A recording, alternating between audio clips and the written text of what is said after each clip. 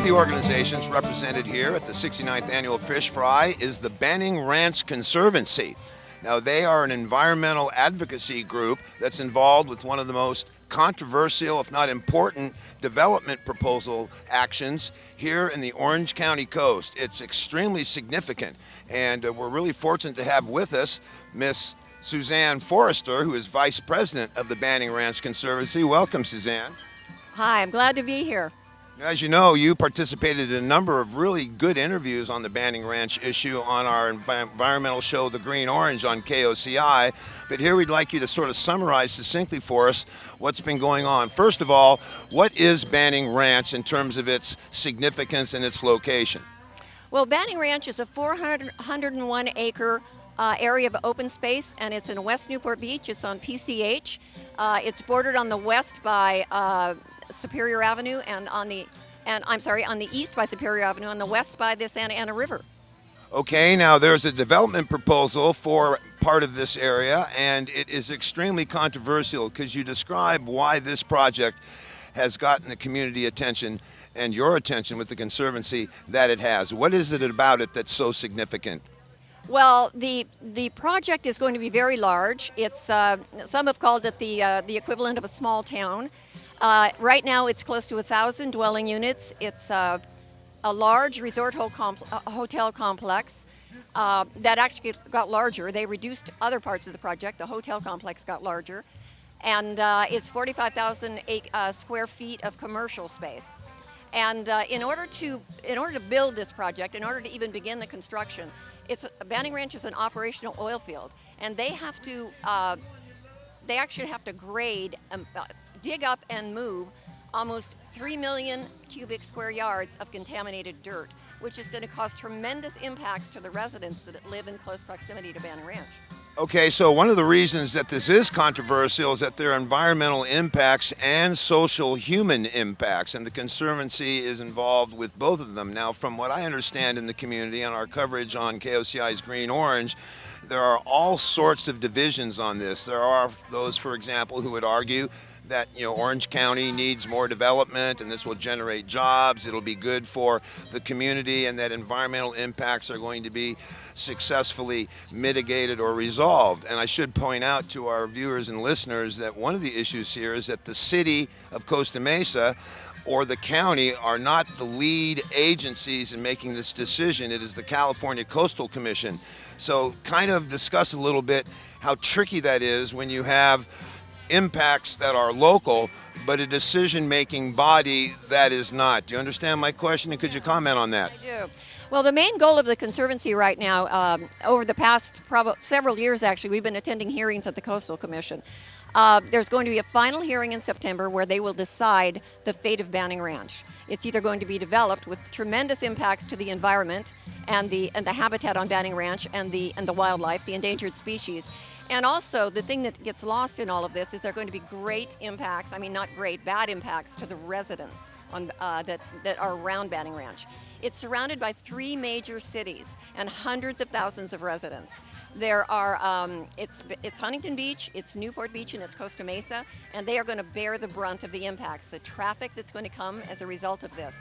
The coastal commissioners come into our area, and they're taken on tours primarily by the developers.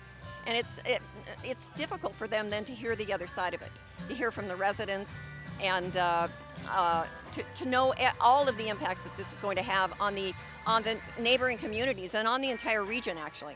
Okay, I'd like to hear from you restate what a number of people from your organization have said, and that is the advantages of development and growth are, of course, arguable, and they can be, discussed, and everybody certainly supports employment and jobs and all of that. But in this case, economic growth, in the view of the Conservancy, does not offset the adverse impacts of Banning Ranch. Could you comment on that? Because a lot of people think that a lot of the impacts, both social and environmental, will be resolved in negotiations, and the Coastal Commission will not approve a project until most of those impacts are addressed. Could you comment on that? In other words, a balance and compromise can be reached. Apparently, this is pretty difficult. Your thoughts? Well, the Coastal Commission really is concerned about the environmental impacts to the land itself, to the species, to the habitat. That's their jurisdiction. They don't really get involved in the impacts, what we call the human impacts, and the impacts to the environment in terms of the traffic. This project is going to create a minimum of 15,000 more cars on our roads in Newport Mesa in particular, and we're already clogged with traffic. We already have intersections that are practically inoperable, that you can't get around because they're gridlocked. It's going to have a very bad effect on water quality. It's going to affect the Santa Ana River. It's going to affect the wetlands on Banning Ranch. It's going to affect the runoff is going to affect the ocean. And we've learned that one of the plans for them is that they're going to dig up almost 3 million cubic yards of contaminated dirt and stockpile it on site. Okay, we'll talk about that in just a second, but one of the terms that we've heard in the community and doing research here with KOCI, I did a lot of background study on this, and one of the key points you're making is that these impacts are irreversible. That's a term that the general public doesn't often hear, but in the policy community, irreversible impacts are really, really difficult. It's the Conservancy's position that good faith efforts by governmental officials, by the developer and the project proponent are just not going to be able to effectively mitigate those irreversible impacts. Is that generally the point that the Conservancy has at its center? These things cannot be mitigated. No, the traffic cannot be mitigated. There would be tremendous consequences for them to mitigate the traffic. They probably have to build a bridge across, extend the 19th Street across to... Build a bridge over 19th Street? Yes, they likely would. If they're going to make any reasonable attempt to mitigate the traffic that this project will create, they're probably going to have to go back and put in that bridge that none of the residents want and have been fighting for years. And of course, there's many other impacts. There are health impacts. When they dig up that dirt, they're going to, as I said, they're going to stockpile it on the site itself. And we have Santa Ana winds here. They're not going to be able to stop the blowing of that contaminated dust, and it can go for miles.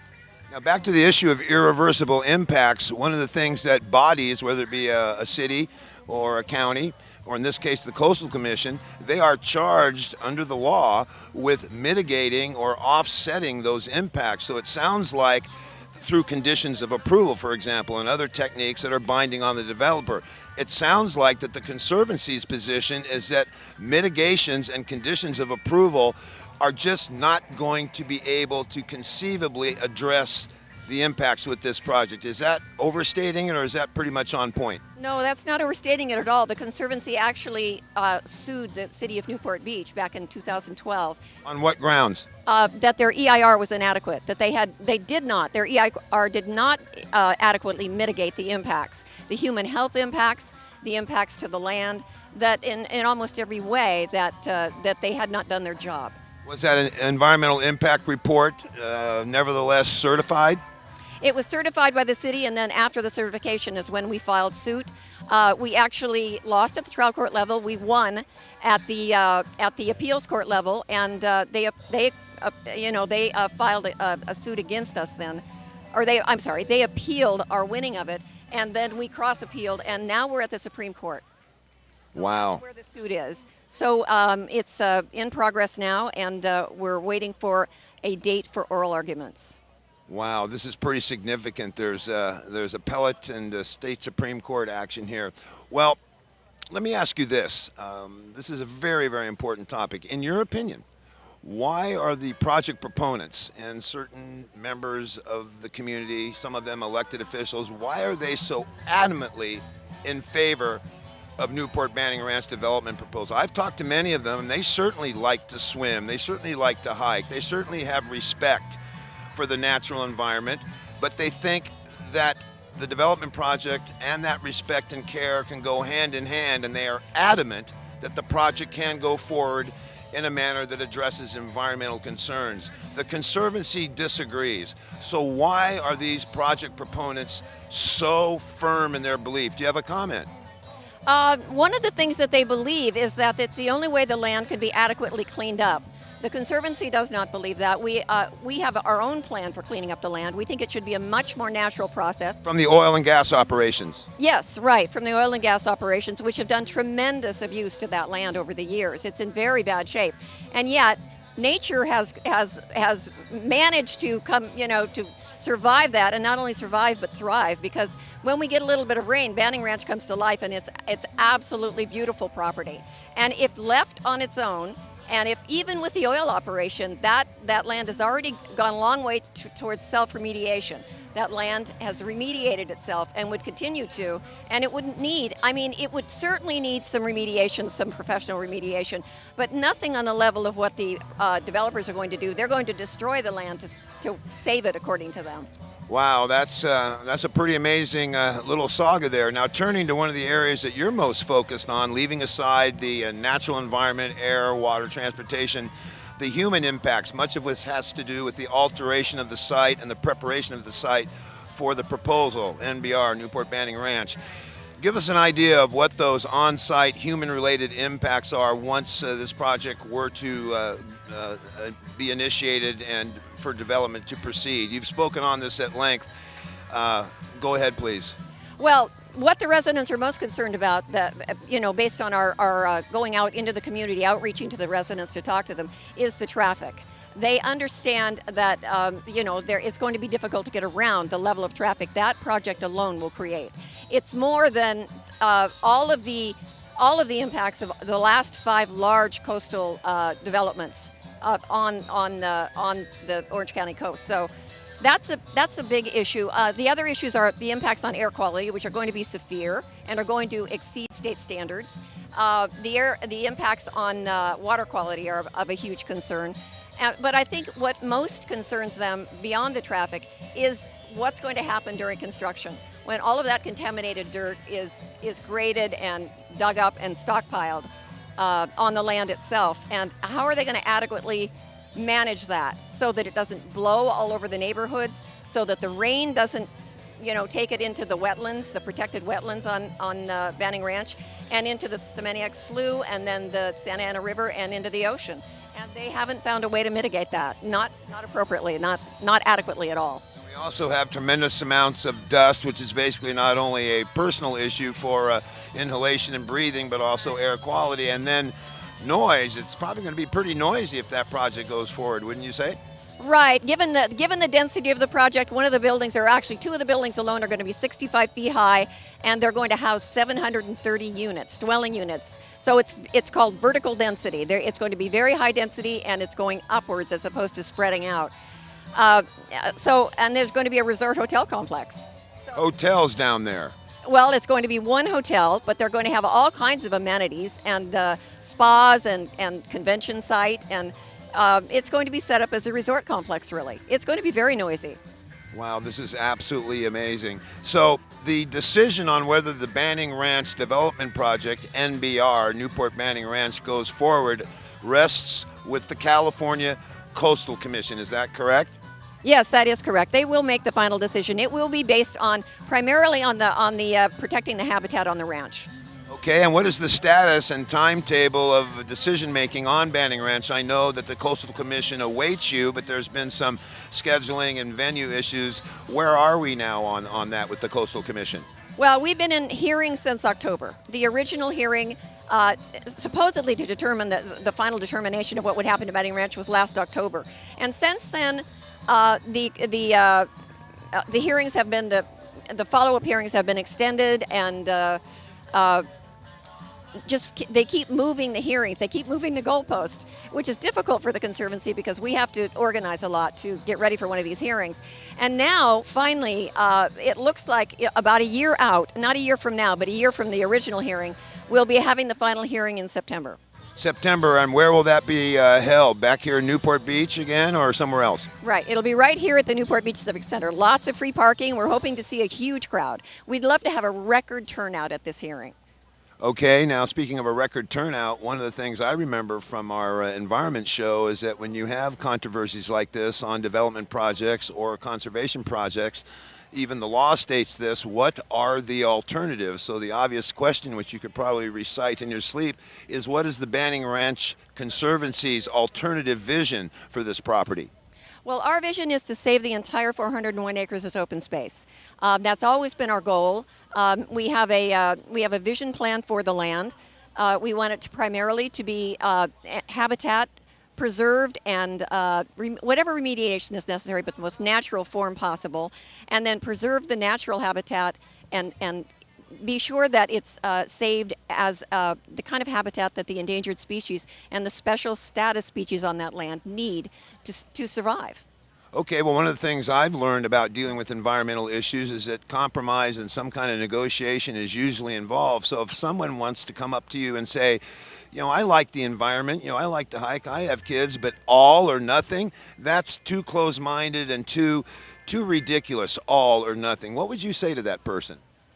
Well, I'd say it's difficult when you fragment a habitat. When you take an ecosystem and divide it into little pieces, it's not the same thing. It doesn't support the wildlife and it doesn't support the endangered species. They can't survive with a fragmented habitat. And we really want Banning Ranch to be part of the Orange County Coastal River Park. That goes up the Santa Ana River with a number of groups up there and a number of habitats and open space that they've saved. And Orange County, we think of Orange County would be the jewel in the crown of the Orange Coast River Park. And we want to see it to be that establishing link for the river park. That's just incredible. So right here in a relatively built-out area, which it is, you're proposing sort of islands in the stream, pardon the pun, to quote Hemingway, and Banning Ranch is a key part of that. Okay, well, what ways can people get involved? You're all over the community with your events and booths. People are very, very familiar with this issue, but if people wanted to learn more, get in touch with you, or just do their homework so they can make their own minds up about what to do, how can they get in contact with you, and how should interested citizens proceed in learning more? Well, I'd be happy for them to call me directly. It probably will be difficult for them to get the email address, although they could certainly go to the website at www.banningranchconservancy.org and visit us on our website. That will let them know how they can contact us. Actually, they can contact me through the website. And first and foremost, what we want everyone to do in this region is to come to our hearing. It's in September, as we said, at the Newport Beach Civic Center. It's going to be the 7th to the 9th. If they want to go to the website, they'll find the exact date of the hearing, and we just want to pack that place. So, and they can certainly sign up for our newsletter and our mailing list, and they'll get updates, and they'll know exactly what we've got going on. Well, Suzanne, it's really a pleasure talking with you again. I remember hearing you speak a number of months ago when we had the green orange, and this is really a tough one. The whole community is aware of it, and the lines are divided, and it's really one of those things that, for me, makes you want to have good, prudent judgment, sound environmental science, and what is good for the community to all prevail. And this one seems to be particularly tricky to pull off, and I think it's because the impacts are so great, the fact that it might be one of the last remaining, or is the last remaining major open space areas around the Orange County coast, and then the just fervency that people have towards development and growth. This is just really, really a tough one. So I wish you all the best. And any final comments you'd like to make? The turnout at the Coastal Commission hearing is one, but anything else you'd like to say? Well, you said it actually, and I just want to repeat that it is the last remaining coastal open space in Orange County. And when it's gone forever. It's our last coastal open space. It's the last place you could go and see wild things. Things that aren't like Disneyland or recreation like Disneyland. It will be. That's how we want to preserve it.